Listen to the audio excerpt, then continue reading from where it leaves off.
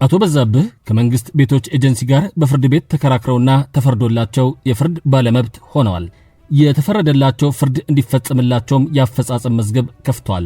ይሁንና ቀጠሮ በተሰጠበት ቀን እርሳቸውም ሆነ ጠበቃቸው ሳይቀርቡ በቀሩ ጊዜ ፍርድ ቤቱ አልቀረቡም በማለት መዝገቡን ዘግቶታል። ከዘጋው በኋላ ከፍርድ ባለመብቶች የቀረበለትን የመዝገብ ይከፈትልን ጥያቄም ፍርድ ቤቱ ሳይቀበለው ቀርቷል።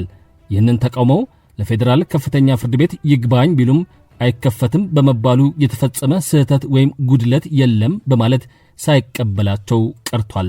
ግራ የተጋቡት አቶ በዛብህ ቅሬታቸውን ለፌዴራል ጠቅላይ ፍርድ ቤት ሰበር ሰሚ ችሎት አቅርቧል። ክቡራን አድማጮች ሆይ አልቀረቡም ተብሎ የተዘጋ ያፈጻጸም መዝገብ ጨርሶ ሳይከፈት ይቀራልንም? እንደዚህስ ይባላልን? ይህ ጉዳይ ለዛሬ ተመርጧል። ምጥን ተደርጎ አሁን ይቀርባል።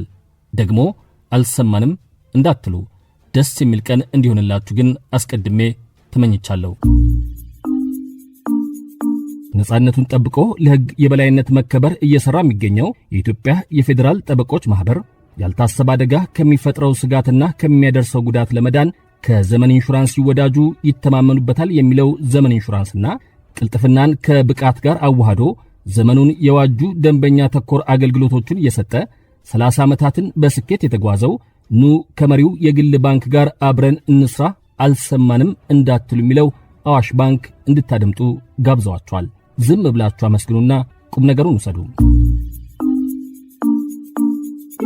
ይህ እውነተኛ ጉዳይ በሰበር መዝገብ ቁጥር 35018 የቀረበ ሲሆን ሰበርም ጥቅምት 18 ቀን 2001 ዓ.ም ትርጉም ሰጥቶበታል።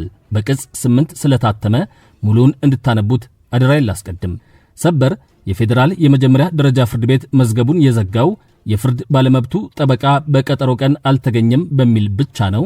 ይህም ሆኖ ግን ለምን ዝም ብሎ አይጠብቅም ነበር ወይም ተለዋጭ ቀጠሮ አይሰጥም ነበር ሊባል ስለማይቻል በመዝጋቱ ረገድ ስህተት ነበር ማለቱ ተገቢ አይሆንም ብሏል።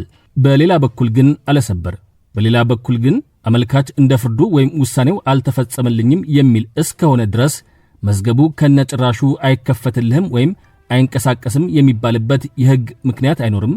በፍትሐብሔር ሥነ ሥርዓት ሕግ ቁጥር 384 እንደተደነገገው የአፈጻጸም ጥያቄ እንደገና ለማንቀሳቀስ የማይቻለው በሕጉ እንደተመለከተው በይርጋ ቀሪ ሆኖ ከተገኘ ብቻ ነው።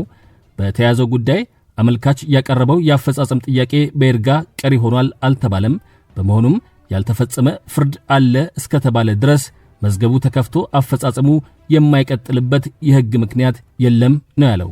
የስር ፍርድ ቤት የሰጠውንና ይግባኝ ሰሚው ያጸናውን መዝገቡ አይከፈትም ትዕዛዝም መሰረታዊ የሕግ ስተት ያለበት ነው በማለት ሽሯቸዋል። መዝገቡ ተከፍቶ አፈጻጸሙ እንዲቀጥልም ወስኗል። የተሰጠው የሕግ ትርጉምም ይሆነም የፍርድ ባለመብት ባለመቅረቡ የተዘጋ የአፈጻጸም መዝገብ ፍርድ ከተሰጠበት ጊዜ ጀምሮ በ10 ዓመት ይርጋ ካልታገደ በቀር ሊንቀሳቀስ የሚችል ስለመሆኑን ያለው። የዛሬውን አበቃን። ከሁሉም የሚበልጠው የአእምሮ ሰላም ከኔም ከናንተም ጋር ይሁን።